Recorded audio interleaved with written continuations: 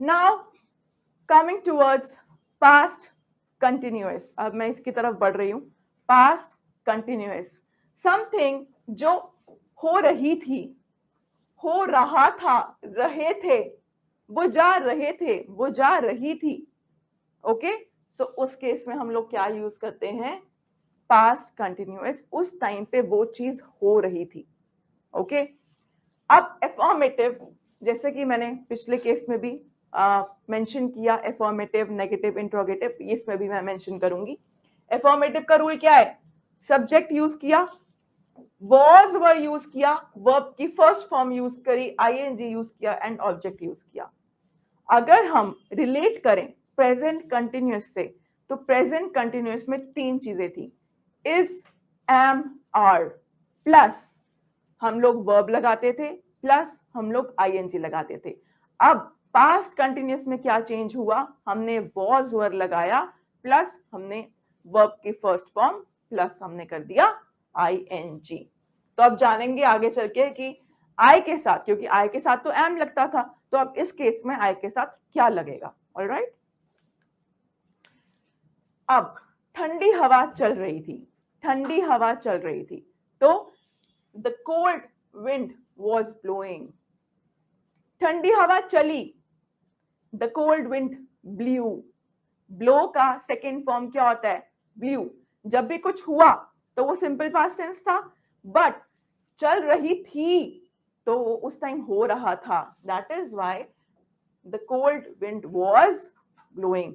तो मैंने आपको क्या बताया था? वॉज वर होगा प्लस वर्ब, प्लस जैसे ये वर्ब की फर्स्ट फॉर्म है प्लस आईएनजी। करेक्ट। वह उसे टकटकी लगाकर देख रहा था। सो फनी ना, टकटकी लगाकर देख रहा था, टकटकी मतलब एक टक देख रहा था।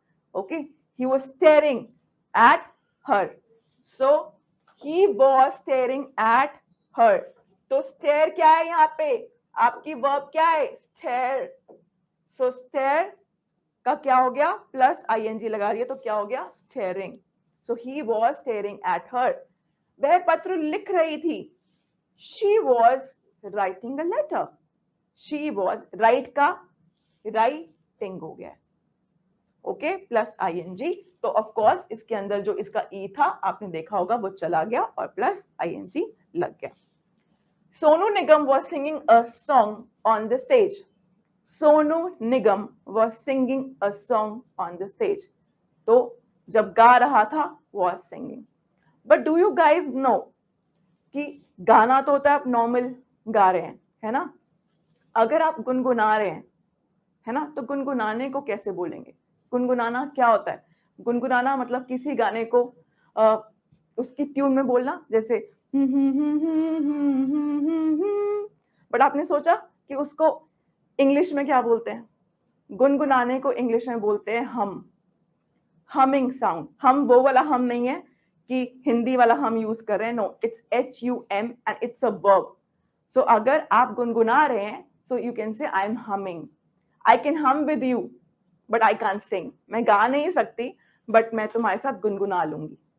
ओके, सो ये मुझे स्ट्राइक किया, so I share that with you. Okay, now negative. Negative क्या होता है? Subject plus was were plus not.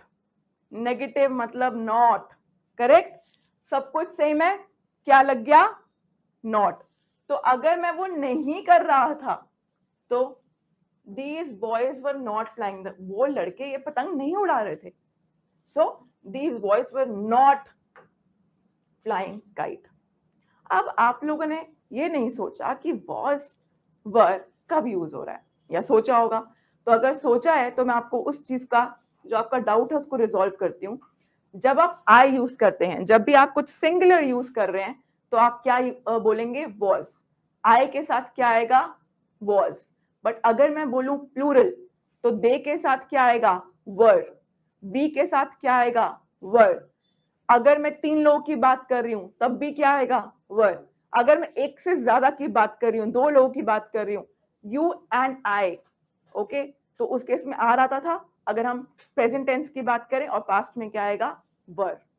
But अगर मैं खाली यू की बात कर रही हूं तब भी यू के साथ वर आएगा, क्योंकि जो यू है वो एक इंसान के लिए और आप सब लोगों के लिए भी यू ही यूज होता है। तो इन दैट केस अगर उसका प्लूरल फॉर्म भी सिमिलर है तो what you can use is were. ये एक्सेप्शन है, एक्सेप्शन को याद रखना है कि यू के साथ हमेशा क्या आएगा, वर। तो आपने जान लिया कि वी के साथ भी हमने वर यूज किया, दे के साथ भी वर यूज किया, और यू के साथ भी हम वॉज नहीं वर यूज करेंगे, एंड आई के साथ वॉज आएगा। ऑलराइट, तो जहां प्रेजेंट कंटिन्यूअस में आई के साथ एम आता था, यहां पे आई के साथ हम क्या यूज कर रहे हैं, वॉज। ऑलराइट, सो एक लुक अब आफ्टर द रूल हम देख लेते हैं।